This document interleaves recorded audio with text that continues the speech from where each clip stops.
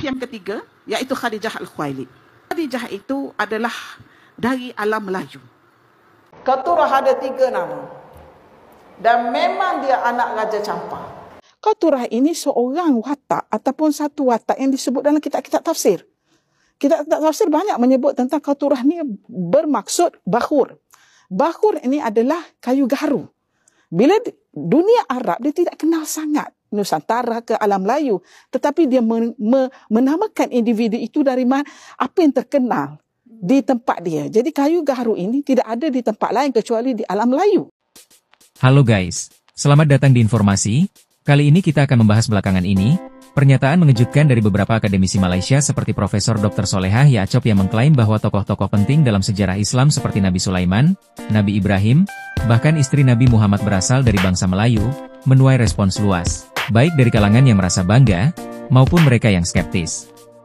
Di tengah perdebatan ini, penting untuk menelaah secara kritis, apa makna di balik klaim ini, dan bagaimana kita sebaiknya menyikapinya, dari perspektif sejarah dan akademik. Klaim semacam itu tidak memiliki dasar ilmiah yang kuat. Dalam disiplin sejarah, arkeologi, linguistik, dan tafsir klasik Islam, semua nabi besar tersebut jelas dikaitkan dengan wilayah Timur Tengah, seperti Mesopotamia, Syam, Levant, dan Jazirah Arab. Tidak ada sumber primer yang menyebut keterkaitan mereka dengan etnis atau wilayah Nusantara. Klaim bahwa tokoh-tokoh besar dunia berasal dari Melayu lebih tergolong sebagai teori spekulatif kultural daripada kebenaran ilmiah. Di Malaysia, identitas Melayu menjadi pusat dalam pembentukan negara bangsa. Narasi sejarah kerap digunakan untuk menguatkan posisi dominan etnis Melayu. Dalam konteks ini, membesarkan warisan sejarah, bahkan dengan klaim spekulatif, bisa menjadi alat simbolis dalam membentuk kesatuan dan kepercayaan diri bangsa. Haru. Hari ni ada seorang prof lah. Kan? Kecoh juga.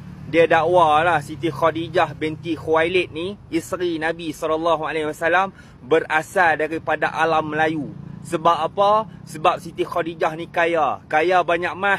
Mah di Arab ni mana ada. Mah banyak di tanah Melayu. Itu sebablah Siti Khadijah ni di alam Melayu. Soalannya, betulkah di tanah Arab ni tak ada mah? Setahu aku negara Arab ni lah yang paling banyak mah. Di Mahduz Zahab dekat Madinah tu. Mah berlambak dekat situ. Lumbung mah telah beroperasi sejak 5,000 tahun yang lalu. Mai mana datang kata tak ada mah di negara Arab ni? Itu belumlah negara-negara Arab yang lain lagi. Aduh, macam mana Khadijah berasal daripada alam Melayu. Lama-lama dia kata Nabi Muhammad pun alam Melayu juga, mampus.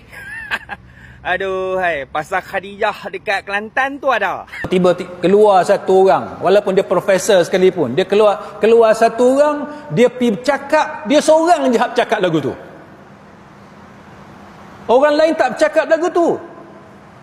Berapa ramai para sarjana dan ulama Islam, khususnya dalam bidang tarikh, dalam bidang sejarah, dalam bidang sirah, tak ada seorang pun ulama yang muktabar, yang diperakui kesarjanaan dia, ilmu dia, yang mengatakan Khadijah tu orang Melayu ataupun daripada alam Melayu. Tak ada. Tiba-tiba datang dia seorang aja yang cakap lagu tu. Maka itu kita panggil menyendiri. Dia seorang. Kalau dia seorang, dia tokoh yang diakui dalam bidang sejarah, dalam bidang susur galur keturunan, yang tu kita boleh fikir juga mungkin. Tapi masalahnya itu bukan bidang dia. Dan ilmu dia dalam bab itu tidak diakui. Tiba-tiba dia mengeluarkan satu pendapat yang menyanggahi, yang bersalahan dengan sekian ramai para ulama ataupun kaedah-kaedah yang telah ditetapkan. Maka yang tu ada tuhmah kepada dia. Ada tuhmah. Sebab apa? Sebab bila kita minta bukti, dia gagal kemukakan bukti. Dakwahnya Datuk, Nabi Sulaiman dan juga Nabi Ibrahim adalah berasal daripada Melayu dan daripada sini. Apa boleh Datuk katakan dan juga komen Datuk? Ini saya kata, kita ada krisis dalam akademik. Benda-benda sejarah, saya tak lihat, saudara pun tak lihat, dan kita tak lihat pada zaman ini. Bagaimana kita nak membuktikan? Pembuktian sejarah terutama apabila bukan saja membabitkan kesan peninggalan, batu bata ataupun bahan peninggalan, tapi apabila membabitkan soal teks, soal ucapan, soal konten ajaran, itu hanya melalui satu perkara saja, iaitu dinamakan dengan riwayat ataupun narration. Kita mesti ada riwayat. Siapakah yang membuat riwayat daripada zaman ini ke zaman ke rawi sebelumnya, seperti mana Quran. Quran dianggap, Quran kita dapat buktikan dia al-manqul ilaina bitawatur, dia panggil. Dia telah dibawa kepada kita secara mutawatir. Maksudnya absolut. Dia adalah tidak ada pertikaian tentang konten dia, bahawasanya seperti mana pada zaman dahulu, demikian pada zaman kita. Bagaimana dia nak tahu bahawa Nabi Sulaiman berada di sini, orang Melayu?